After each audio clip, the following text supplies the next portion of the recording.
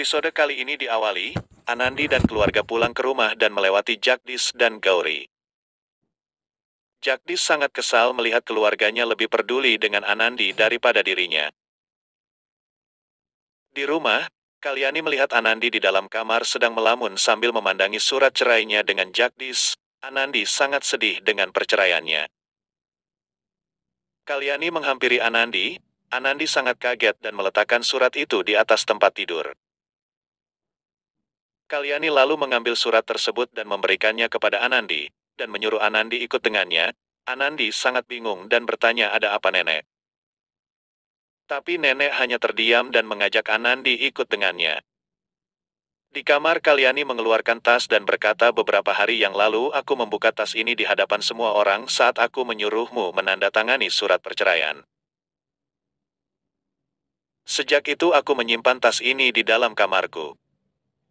Aku tidak menyimpannya di gudang. Kau tahu kenapa? Itu agar aku bisa selalu ingat aku harus menyelesaikan pekerjaan penting untuk membebaskanmu sepenuhnya dari Jagdish.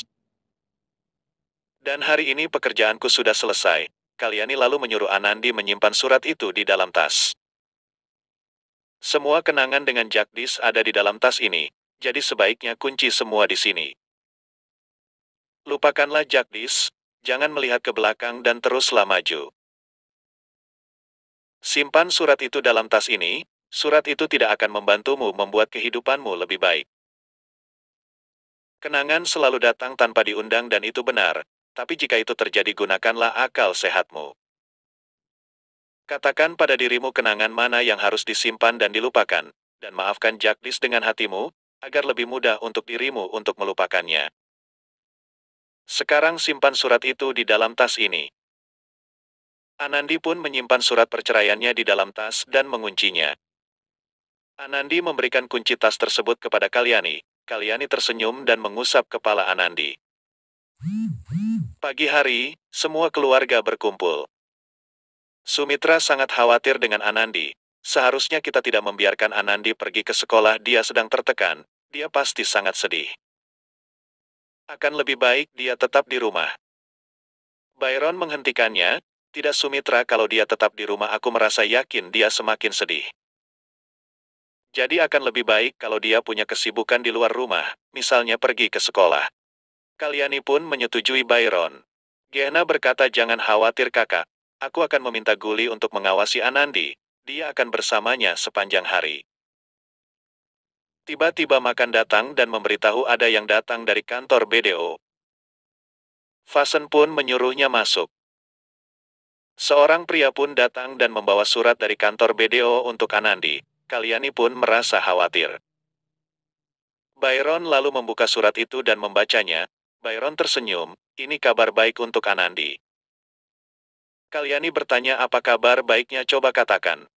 Byron sangat bahagia, aku tidak sabar melihat reaksi Anandi mendengar kabar baik ini.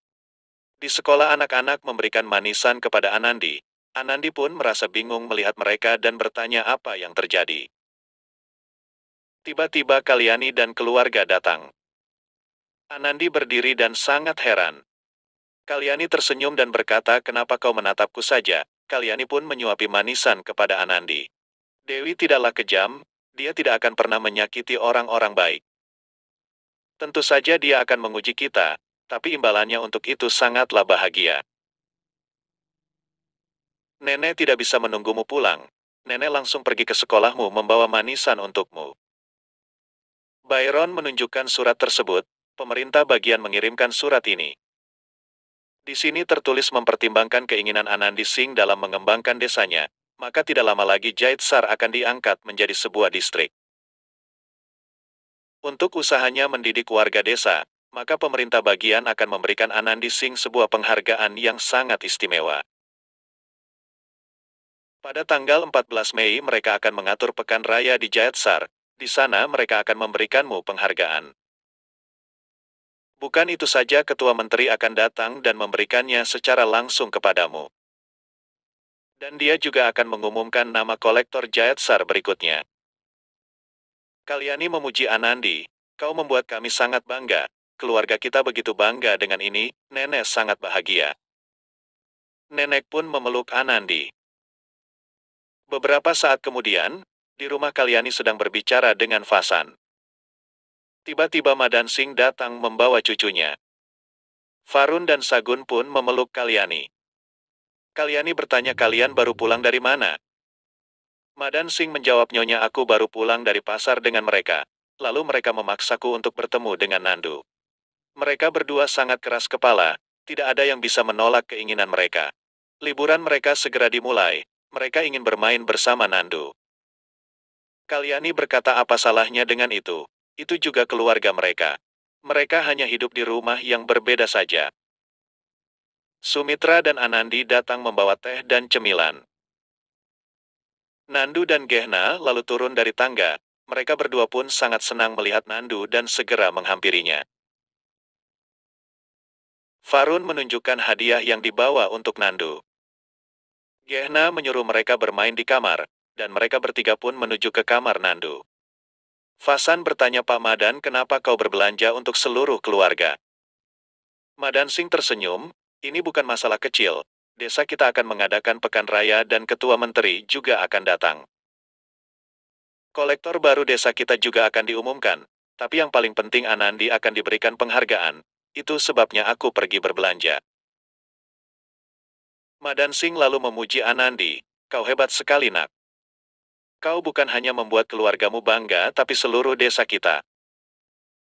Anandi berkata, ini bukan karena aku saja paman, jika kalian semua tidak memberkatiku, aku tidak akan mencapai semua ini tidak akan terjadi. Tiba-tiba Guli datang dan memberi salam kepada semuanya. Kakak Nandi, aku punya rencana yang bagus. Saat ketua menteri memberi penghargaan kepada kakak nanti, bagaimana kalau murid-murid kita memberikan program budaya? Semua orang pasti menyukainya, aku yakin, dan anak-anak bisa menunjukkan bakat mereka. Anandi pun menyetujuinya, itu ide yang sangat bagus dan yang lebih penting kepercayaan diri anak-anak akan semakin besar. Tiba-tiba orang dari Dewan Desa datang dan berkata, nak, kepala desa petugas dari pemerintah desa sudah datang. Dia ingin melihat tempat acaranya bersamamu dan juga Dewan Desa. Dewan Desa sudah tiba di sana dan sudah menunggumu. Dan Anandi pun mengiyakannya. Sumitra menghentikan Anandi untuk makan terlebih dahulu karena sejak pagi ia belum makan. Tapi Anandi menjawab, semua orang menungguku di sana, aku akan makan setelah kembali. Anandi pun segera naik menuju ke kamarnya untuk bersiap-siap. Kalyani melihat wajah Sumitra sangat khawatir. Kau jangan khawatir, semua ini sangat baik. Ini waktu yang sangat penting untuknya. Jika dia sibuk dengan pekan raya ini, dia tidak punya waktu memikirkan hal lain. Dewi sudah mengatur acara ini agar Anandi tetap sibuk sekarang. Pekan raya ini pasti membawa kebaikan untuk Anandi. Dalam hatiku entah kenapa aku merasa sangat bahagia. Seakan sesuatu yang sangat baik akan terjadi dan semua orang pun tersenyum bahagia. Sementara di tempat lain, Gauri sedang bersiap-siap di depan cermin dan berbicara dengan Jagdis. Jagat, aku tidak percaya aku akan menjadi bagian dari tim dokter rumah sakit SNG. Jagat tersenyum, iya Gauri, kau sangat beruntung. Gauri berkata, ini bukan keberuntungan tapi aku mendapatkannya karena bakat dan kerja keras. Aku bekerja keras untuk mencapai semua ini. Kau tahu rumah sakit SNG meminta catatanku dari kampus untuk verifikasi. Baru setelah itu aku terpilih. Memang benar, semakin kita bekerja keras, banyak yang kita dapatkan. Jagdis tersenyum, apapun itu Gauri, aku sangat bahagia untukmu. Awal karirmu begitu luar biasa. Gauri pun pergi tetapi Jagdis menghentikannya dan bertanya, tetapi kau belum sarapan. Gauri berkata, rumah sakit SNG sangat tegas tentang waktu. Kalau aku terlambat di hari pertamaku kesanku akan sangat buruk. Jagdis pun mengiyakan dan ingin mengantar Gauri. Tetapi Gauri menolaknya, kau tetap di rumah dan kau putuskan yang terbaik untuk masa depanmu Jagat. Jagdis lalu mengambil manisan dan menyuapi Gauri. Gauri pun tersenyum, sekarang hari pertamaku pasti lancar. Gauri memeluk Jagdis dan pergi. Setelah Gauri pergi, Jagdis lalu membuka laptopnya untuk mengecek email, tetapi tidak ada email baru. Jagdis lalu membaca koran dan mengambil makanan. Jagdis menelpon temannya, Jagat mengatakan apa kabar dan apa program untuk hari ini. Temannya berkata aku sibuk dan akan meneleponmu nanti dan ia pun menutup teleponnya. Beberapa saat kemudian, Jagdish menelpon temannya yang lain. Jagdish berkata besok ada film yang bagus yang ditayangkan bioskop besok dan bisa kita pergi. Temannya pun menjawab aku tidak bisa, aku sedang di klinikku. Kau bisa menontonnya jika kau punya waktu atau kita bisa membuat rencana lain kali dan ia menutup telepon Jagdish. Jagdish pun merasa kesal, semua orang punya kesibukan selain aku. Di Jaitsar, Anandi telah tiba di tempat acara yang akan dilaksanakan. Orang pemerintah kaget melihatnya, kepala desa mereka masih sangat muda, bagaimana dia bisa menangani acara sebesar ini. Anandi menghampiri mereka dan memberi salam. Anandi berkata selamat datang di Jaitsar, kalian mungkin tidak mendapatkan fasilitas seperti di kota, tapi tempat penginapan dan makanan kalian sudah kami siapkan dengan baik. Pria itu berkata tidak apa-apa, kami tidak keberatan jika ada masalah dengan itu semua. Aku lebih khawatir dengan persiapan acara ini, ketua menteri dan menteri lainnya akan berkunjung kemari. Kolektor distrik pertama Jaitsar juga akan dipilih pada waktu bersamaan, aku tidak tahu bagaimana semua bisa diatur. Kau tidak tahu ini berbeda dengan persiapan pesta rumah atau menyelesaikan masalah warga. Orang yang sangat berpengalaman saja, bisa membuat kesalahan dalam hal ini. Anandi tersenyum, dengar kalian tidak perlu khawatir. Aku tahu betul betapa pentingnya acara ini. Ini bukan saja tantangan bagiku, tapi ini menyangkut harga diri Jaitsar.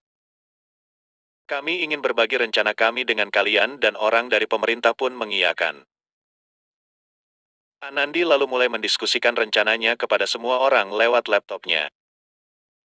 Orang pemerintah berkata acaranya akan dimulai tepat jam 3 sore. Saat itu semua pengeras suara akan dimatikan. Saat Ketua Menteri mengumumkan Jaitsar sebagai distrik Pak Kolektor akan dibawa di hadapan semua orang dengan iringan orkestra. Anandi pun setuju dengan pendapatnya. Mereka lalu berjalan mengeliling tempat acara akan dilaksanakan dan Anandi mulai menjelaskan rencana-rencana yang akan dibuat di sana. Beberapa saat kemudian, orang dari pemerintah tersebut memuji Anandi. Jujur saja kami bahkan tidak bisa merencanakan segalanya dengan detail seperti ini. Aku harap kau tidak tersinggung dengan perkataan kami tadi dan kau memahami kecemasan kami. Bukan saja di Jaitsar di sekitar daerah ini pertama kalinya acara sebesar ini diadakan. Ketua Menteri, menteri lainnya, kolektor baru, media massa dan para administrator, acara akan sangat besar. Aku hanya merasa khawatir satu kesalahan kecil kita bisa membuat mereka meragukan semua kemampuan kita. Kolektor kita tidak akan mengabaikan kecerobohan apapun. Anandi bertanya siapa nama distrik kolektor kita.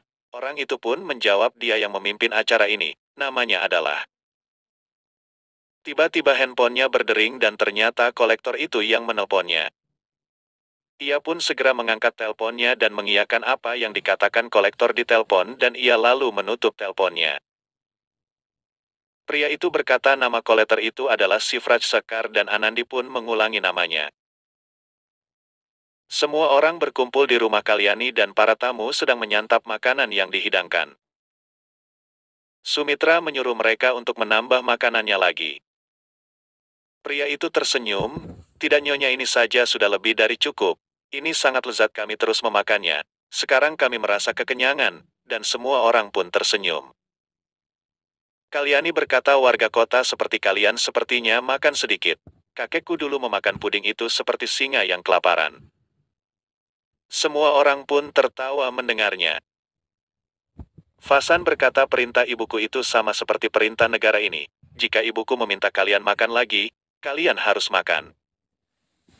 Orang pemerintah itu pun tersenyum dan mengambil puding kembali. Anandi berkata aku ingin mengatakan satu hal yang penting lagi. Murid-murid perempuan Jaitsar ingin menghibur ketua menteri dengan tarian mereka. Jika kalian tidak keberatan apa mereka bisa melakukannya. Anak-anak sangat senang dan ketua menteri akan sangat menyukainya nanti. Pria tersebut menjawab kami tidak punya masalah dengan itu, selama persiapannya disiapkan dengan baik. Anandi pun tersenyum dan berkata aku yang akan bertanggung jawab. Oke sampai di sini dulu episodenya dan sampai jumpa di episode berikutnya. Terima kasih.